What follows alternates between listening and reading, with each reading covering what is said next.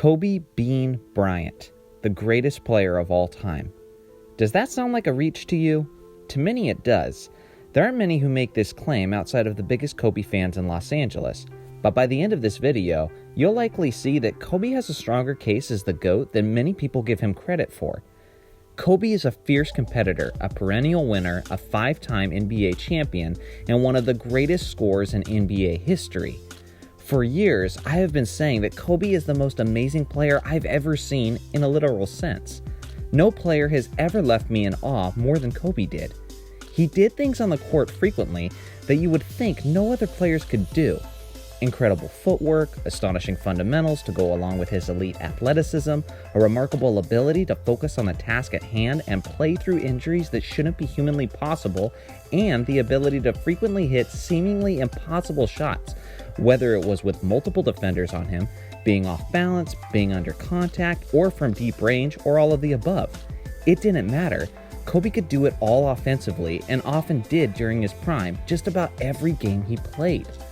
Kobe also has quite a resume from a statistical standpoint as well. He's 4th on the NBA's all-time scoring list. He's made the most game-winning shots in NBA history. In 2006, he had the second greatest scoring performance in NBA history, scoring 81 points against the Raptors. Just a month prior to that game, he did something that I think was arguably even more impressive when he scored 62 points in only 3 quarters against the Dallas Mavericks, an elite Mavericks team that was ranked 7th defensively and went on to the NBA Finals that season. Not only did Kobe score 62 and 3 quarters against one of the best teams in the league, but he actually outscored them through 3 quarters, 62 to 61. No player in NBA history has ever outscored the opposing team by himself. When Wilt Chamberlain scored 100 points in a single game, he wasn't even close to that feat, and yet Kobe had a realistic chance at outscoring an NBA Finals team single-handedly if he had simply played in the 4th quarter of that game. The list of achievements goes on. He was an 18-time All-Star, 12-time All-Defense Team, 4-time All-Star Game MVP, and 2-time Finals MVP. Despite Kobe's historic and GOAT-worthy career, many try to invalidate some of his accomplishments with various narratives about his career. One of the narratives people use is that Kobe was a sidekick to Shaq during their 3 championships together.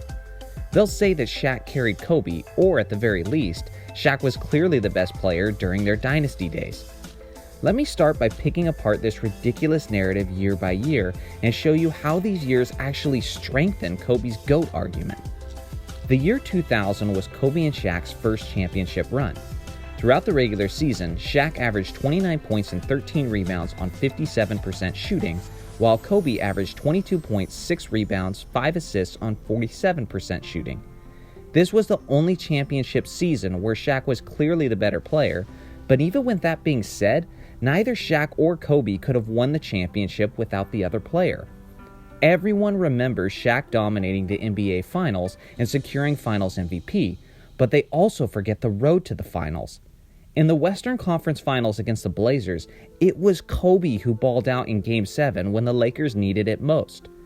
Kobe outscored and out-rebounded Shaq in the deciding game with 25 points, 11 rebounds, and 7 assists compared to Shaq's 18, 9, and 5. It was Kobe, more so than Shaq, who led the 15-point comeback in the 4th quarter, hitting plenty of clutch shots. Although Shaq went on to be the Finals MVP against the Pacers, many forget that Shaq fouled out in Game 4 of the NBA Finals. It was a 21-year-old Kobe who took over in overtime and won the game for the Lakers. A 21-year-old on the NBA's biggest stage in its most crucial moments hit clutch shot after clutch shot to seal the game for his team. That's something a 21-year-old NBA player doesn't normally do, but then there's Kobe Bryant. The following season in 2001, Shaq may have been the Finals MVP then too, but Kobe was probably the MVP of the West playoffs. Kobe averaged 29 points, 7 rebounds, and 6 assists on 47% shooting throughout the playoffs. In the 4-game sweep over their rivals, the Sacramento Kings, Kobe averaged 35 points, 9 rebounds, and 4 assists on 47% shooting. In the Western Conference Finals against the team with the best record in the NBA, the San Antonio Spurs, Kobe led the 4-game sweep, averaging 33 points, 7 rebounds, and 7 assists on 51% shooting. That is not the stats of a man who was carried. That's the stats of a 22-year-old assassin who was championship ready and seizing the moment.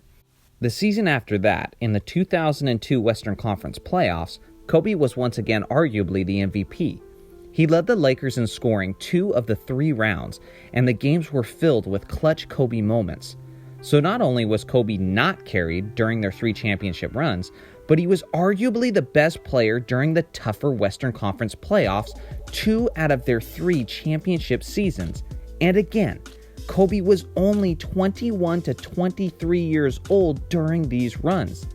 If that isn't information that supports someone's GOAT case, then I don't know what does.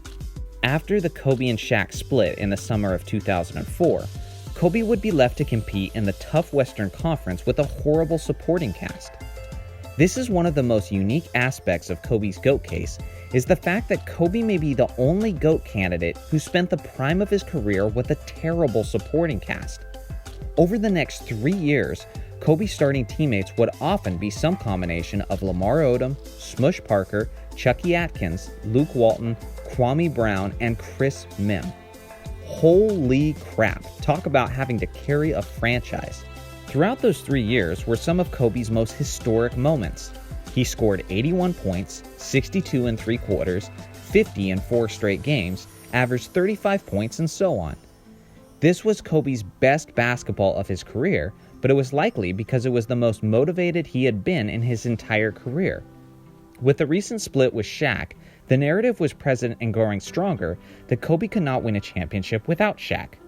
A determined Kobe was desperate to destroy that narrative, but his opportunity didn't come until the Lakers secured Pau Gasol in a trade during the 07-08 season. It was then that the Lakers immediately started winning, made 3 straight trips to the finals, and won 2 more championships. As crazy as this may sound, I personally don't think Kobe gets enough credit for the Lakers' 2 championship runs for his 4th and 5th ring. For one, how many players in NBA history have won multiple championships with 2 different rosters and with different co-stars? Magic didn't do it, he always had Kareem. Jordan didn't do it, he always had Pippen. Duncan didn't do it, he had Manu and Parker for 4 of his 5 championships. Kobe did something that's never been done in modern NBA history. He won multiple NBA championships with a co-star and then won another 2 multiple championships with another co-star. As great and amazing as Pau Gasol is, in his 6 years before joining Kobe's Lakers, he had never won a single playoff game in his career.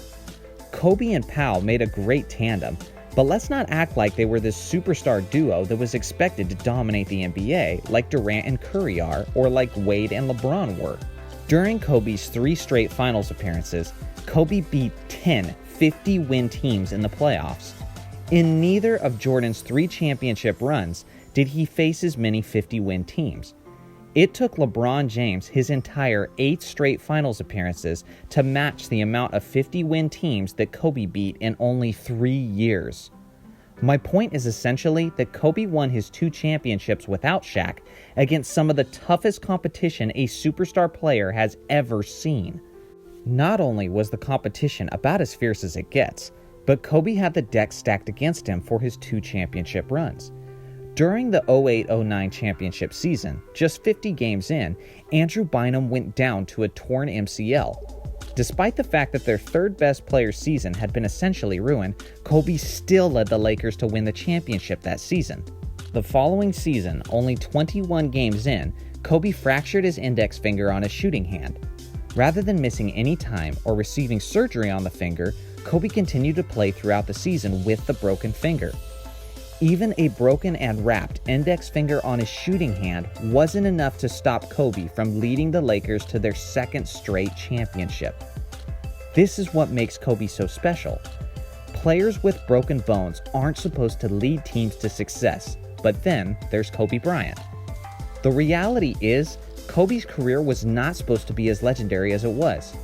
Not when you consider the fact that Kobe was almost always battling through significant injuries, He fought through a loaded Western Conference throughout his career, and he spent the prime of his career with a laughable supporting cast. Yet despite all of that, Kobe still comes out on top with legendary numbers and 5 championship rings. This is why Kobe Bryant is the greatest player of all time. Thanks for watching my video, guys. This is video number 3 of 6 in my GOAT series. Let me know in the comments section who's your pick to be the greatest player of all time. Make sure to like and subscribe. I post new videos weekly, and I would love for you to be a part of this community with me. Thanks again for watching, and I'll see you guys in the next video.